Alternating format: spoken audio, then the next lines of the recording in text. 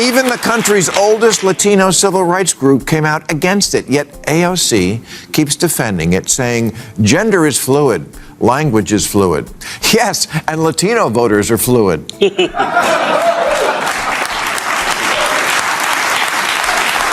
Redress the past, or reach out to the gettable white voter who says, you know what, I'd like a shot at getting in the pot business.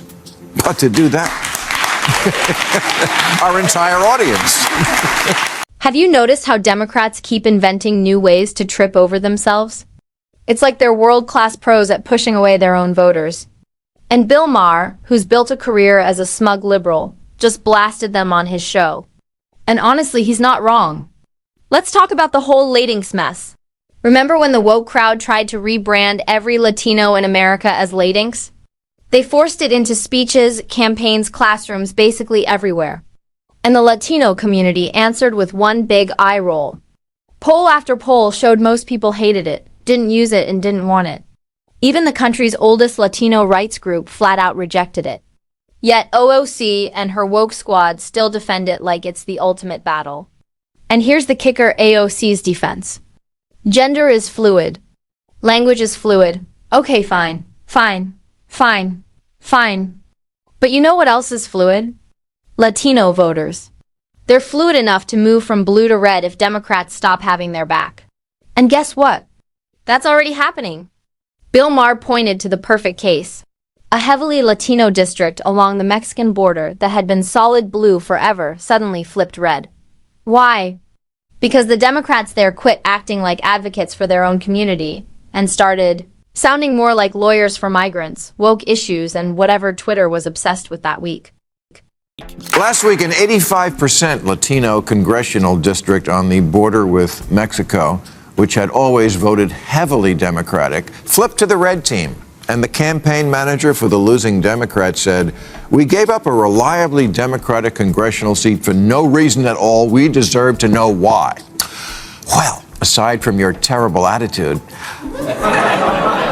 I'm going to tell you why. Because these voters stopped seeing your candidate as their lawyer. That's the point Maher nailed. Voters want politicians who fight for them, not reps chasing hashtags.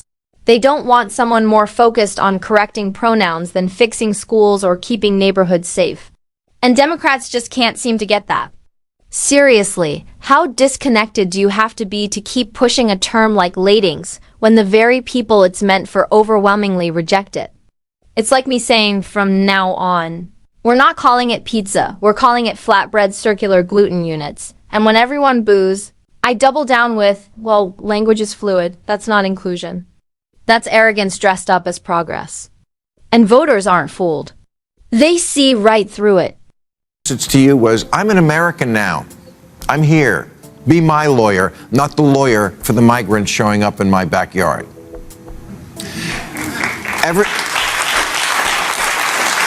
Every month I see a new poll reporting how much Latinos despise the woke term Latinx. It's about as popular with them as a reboot of Speedy Gonzales.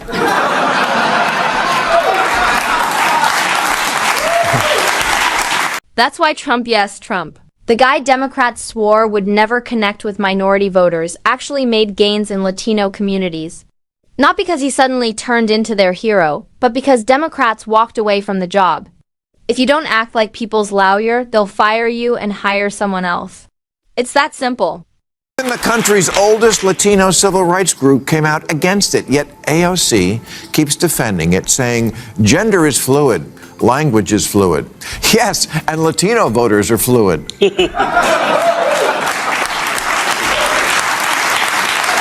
And this isn't just about Latinos. Asian Americans are leaving the Democrats too. Why? Because of the whole equity and education mess. In deep blue cities, Democrats decided that the way to achieve equity was to cancel advanced programs, the very ones Asian kids were excelling in. Think about that. Instead of lifting up students who were behind, they pulled everyone down to the lowest level. That's not fairness. That's sabotage. If you're a parent watching your kid work hard, shine in math or science, and then a politician shows up saying, "Sorry, we're cutting that program because not every student is doing as well," how are you supposed to respond? You're going to look for someone who defends your child, someone who acts like their lawyer. And more of them now than ever are identifying as Republican. So are Asian Americans, whose support for Democrats is down 16 points since the last election. A lot of that is because, in the name of achieving equity in schools, Democrats in deep blue cities have made it a mission to eliminate the advanced programs at which Asian kids excel. Asian parents said, okay, I wish all kids well, not a racist, but I need someone who acts like my... And by the way, this doesn't just hurt Asian kids, it hurts every kid. Excellence sparks excellence. When you remove the top performers, you kill motivation for everyone else. Why should the average student work harder if there's no higher bar to reach? Why push themselves if the reward system has been leveled in the name of equity? It's a race to the bottom. And let's not even get started on the pandemic school closures. Parents begged to get their kids back in class, but Democrats kept siding with teachers' unions instead of families. And then they act shocked when parents start voting Republican. Like, what did you expect? If your child comes home knowing less than when they left, are you really going to keep supporting the people who caused it? And wanted schools to reopen a lot sooner than they did after COVID shutdowns, or think maybe your kid is getting a bad education partly because it's nearly impossible to fire a lousy teacher? Yeah, you're going to say, congratulations, teachers, you got yourself a good lawyer. The Democratic Party's always got your back, 100%. But I've noticed my kid is kind of an idiot. So I may be looking for new representatives. This is the pattern. Democrats keep catering to small niche groups while ignoring the majority. Take student loan forgiveness. On the surface, it looks caring, wipe out the debt, give young people freedom to chase their dreams, yada yada. But dig deeper, and it's basically a slap in the face to working-class voters who never went to college. Picture a mechanic, a waitress, or delivery driver. They never had student debt. Maybe they even skipped college to avoid it. And now Biden's telling them their tax dollars are going to cover someone else's. $100,000 degree in gender studies. How is that fair? They worked. They sacrificed. And now they're stuck subsidizing people who often end up earning more than them anyway. That's not fairness. That's vote buying. And voters are starting to notice. Debt. Okay, but the poorer 2/3 of American kids who don't get a college degree are going to say, why should the people who didn't go to college and make less money subsidize the people who did go and make more? You want me to chip in so some liberal arts college can build a bigger rock wall? You're not my lawyer. The same thing applies to these universal basic income trials.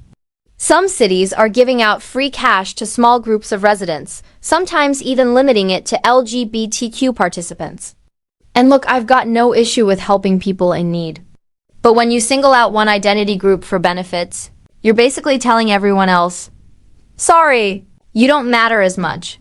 Democrats have turned pandering to the LGBTQ+ community into their political love language. Every speech, every policy, every stage stunt seems aimed right at that one block. And in doing so, they're pushing everyone else away. Straight men and women, other minority groups, and families just trying to pay bills, all of them start to feel ignored. And ignored voters don't stay loyal. They walk. Universal basic income probably sounds pretty good to a lot of people struggling without a college degree. And a number of cities have been running pilot programs in guaranteed income. But the West Hollywood program had to be suspended because it was unconstitutional. They set up a program where 25 residents were to get $1,000 for 18 months, but only a few identified as LGBT, the rest of that. Why? Because they need money more than any other people? Because no one in West Hollywood will hire a gay person? And here's where the irony really hits. On an issue like marijuana legalization, something Democrats should have owned years ago, it now looks like Republicans might actually beat them to it. Bill Maher, basically the Pope of Pot, pointed out that Trump could be the one to push for nationwide legalization. Just imagine that. The same party liberals mocked as uptight and old-fashioned, delivering the very thing progressives have been promising for decades. If Republicans actually pull it off, it'll be hilarious. Picture Maher lighting up a joint on air and admitting, "All right, fine. The GOP got it done." That would be a total identity crisis for him. He ran in 2020. Bernie Sanders said he would legalize marijuana on his first day as president, but that the business of selling pot would be awarded first to those who suffered most from the drug war. And you know what? I can't argue with that instinct. The drug war has been a horrendous instrument of prejudice and punishment for racial minorities, so it seems fair that they jump the line for weed franchises the way Indians did for casinos. But it's also what's holding up Republican support for legalizing weed nationally, which would be good for everybody. And these are the hard, practical choices the Democrats have. But that's the bigger picture. Democrats talk a big game. They love the slogans, the hashtags, and the moral posturing, but when it comes to real results, they keep dropping the ball. Meanwhile, Republicans, whether you like them or not, are stepping into the gaps. They're showing up as the lawyers for the average American, and voters are noticing. At the end of the day, people don't want pandering. They don't want buzzwords. They don't want endless lectures about pronouns or equity. They want leaders who will fight for them, protect their kids' schools, keep their neighborhoods safe, and stop wasting their paychecks. That's it. That's the job. Democrats have lost sight of that. They've traded substance for style. And style doesn't win elections when real lives are at stake. Address the past or reach out to the gettable white voter who says, you know what, I'd like a shot at getting in the pot business. But to do that, our entire audience. So yeah, Bill Maher may not be anyone's idea of a conservative star. But even he's admitting the obvious. Democrats are digging their own hole with all this woke theater. From Latinx to education battles, from student debt handouts to identity pandering, they keep showing voters exactly where their loyalties lie, and it's not with the people who actually keep this country running. If they don't change course soon, they'll keep bleeding support. Latino voters, Asian voters, and the working class are already walking away. And when election day hits, slogans won't save them. Results will. And right now, Republicans are the ones delivering. But here's the question for you. Can Democrats still pull themselves out? Or are they stuck too deep in the woke swamp to climb out? Drop your answer in the comments. Smash that like button if you're tired of the pandering. And hit subscribe for more videos like this because